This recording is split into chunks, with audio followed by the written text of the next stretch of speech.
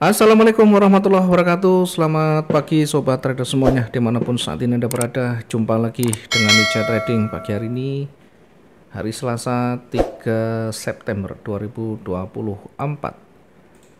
Pagi ini kita akan kembali memetakan untuk satu hari ke depan di XAUUSD dan mungkin nanti kita akan lihat juga di beberapa pair lain.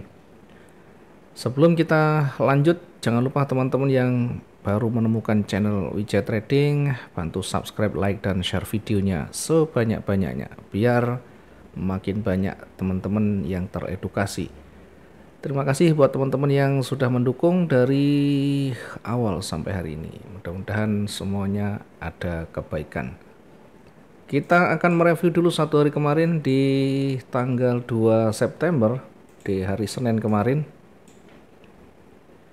Kita perkirakan pasarnya masih akan didominasi oleh bearish ya, akan bergerak turun dengan area uji yang paling kuat berada di area warna kuning yang tebal di bawah. Kemudian kita juga akan membuat antisipasi ya di area di atas. Kita juga mengantisipasi dengan menempatkan posisi juga. Kemudian selain kita menempatkan area penting di area supportnya, di atas kita tandai dengan resisten yang kita lingkari ya. Kita lingkari, jika ditutup lebih tinggi maka kemungkinan masih akan bergerak naik. Kita awali dari ketika pasarnya mulai bergerak turun ya, kita menempatkan posisi sell di 2499 dan dalam waktu 1 jam sudah dapat satu peluangnya. Karena hanya berada di kisaran area supportnya, pada akhirnya kembali naik ya, tidak sampai di target berikutnya. Kemudian bagaimana dengan posisi buy? Satu posisi sell ketika sudah tersentuh, maka posisi buy ini posisinya harus diatur ulang ya, sesuai dengan posisi entry yang kena, bukan di sini. Sebagai antisipasi ya, karena di awal kita hanya memetakan kalau salah satu ada yang kena maka berikutnya sudah harus direposisi.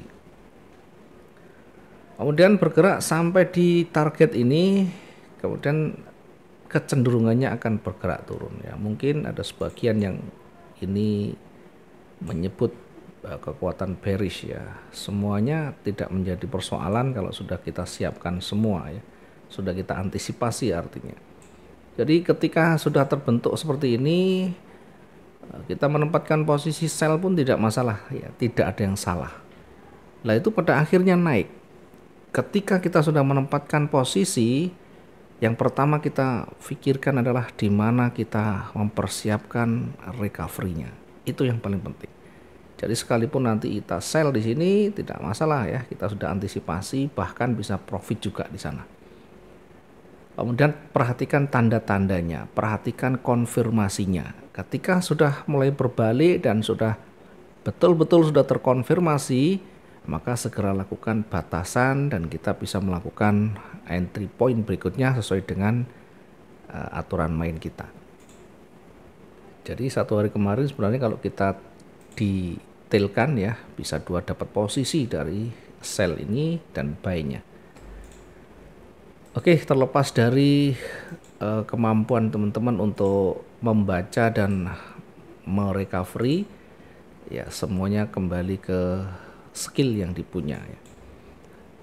Sehingga kalau mungkin sudah betul-betul sudah menguasai, maka tidak penting arah yang market berjalan ya, karena kita tidak punya kemampuan untuk menahannya. Yang kita lakukan adalah membaca dan mengupdate. Ketika sudah berbeda maka harus sudah diupdate, sesuaikan. Nah sekarang kita akan membaca lagi untuk satu hari ke depan dengan melihat histori yang ada sekarang. Artinya kita melihat histori yang saat berjalan sampai dengan saat berjalan, kemudian di beberapa candle sebelumnya termasuk di hari sebelumnya. Apakah ada petunjuk yang kuat untuk bergerak naik atau turun? Di H1 tentu lebih dekat ke bawah, di H4 kita lihat sebagai pembanding Di H4 juga sama, kekuatan bullish sudah mulai terhenti dan mengarah ke bawah, sehingga kita fokus ke sell dulu. Kita fokus ke shortnya ya. Kemudian dari area supportnya tidak terlalu jauh juga. Kemudian kita tarik dari kekuatan semuanya. Oke, masih berada di wilayah koreksinya. Kemudian kita lihat dari area penting di sana juga sama, berada di area supportnya. Masih belum berbeda jauh. Kemudian kita tarik dari yang terkecil, itu juga kita lihat sudah mulai memerah ya. Sekalipun belum ditutup, tapi ini sudah di menit-menit terakhir jelang pergantian candle di H1 yang mengindikasikan bearish masih akan berpeluang untuk lanjut. Sehingga kalau saya tarik kira-kira seperti ini ya. Turun kemudian naik.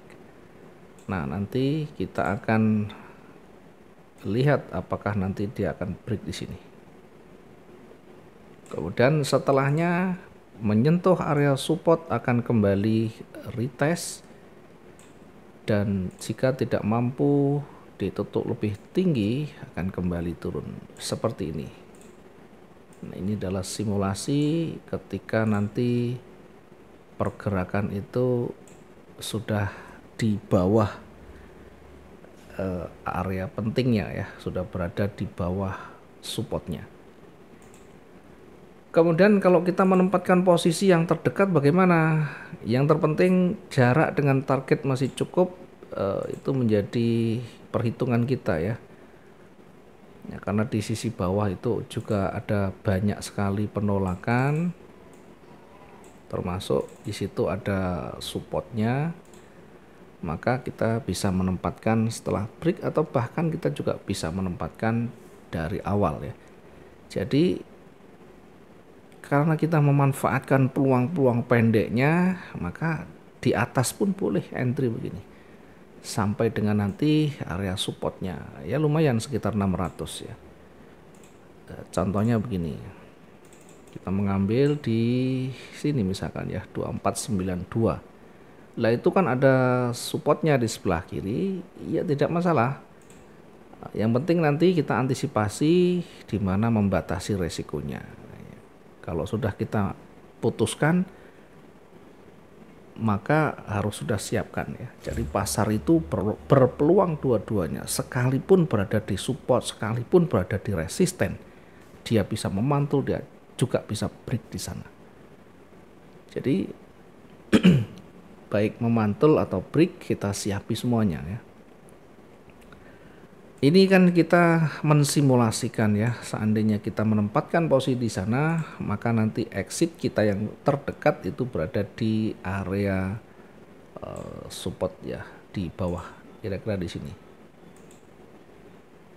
Ya, kira-kira di level psikologisnya ya, mendekati area support di sini. Kemudian ketika nanti masih tembus juga, kita sampai pada support di bawahnya lagi. Dan itu masih realistis ya, sampai di swing yang hampir swing yang kita buat itu ya. Ternyata kejauhan, kita naikkan. Jadi kita bisa menempatkan di sini untuk selnya 2492, 2492.45, atau kita menunggu nanti memantul di area warna ungu ya. Ini kan kita membuat simulasi saja. Targetnya kita bisa menempatkan 2485.79.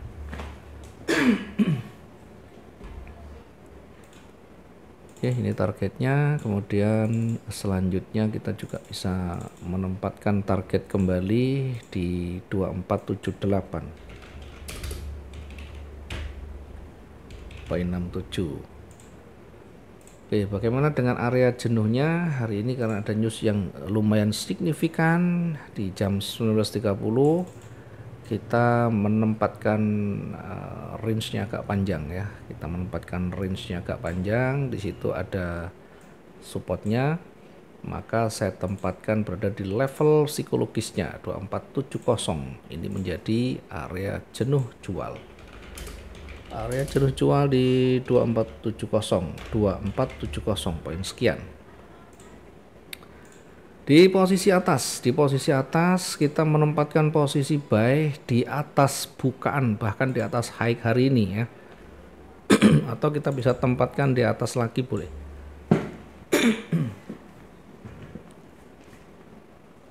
Ya, karena di situ ada banyak sekali tolakan ya, kita lebih baik mendekat saja ya. Kita ambil mendekat sehingga nanti kita bisa menempatkan target itu berada di level psikologis berikutnya.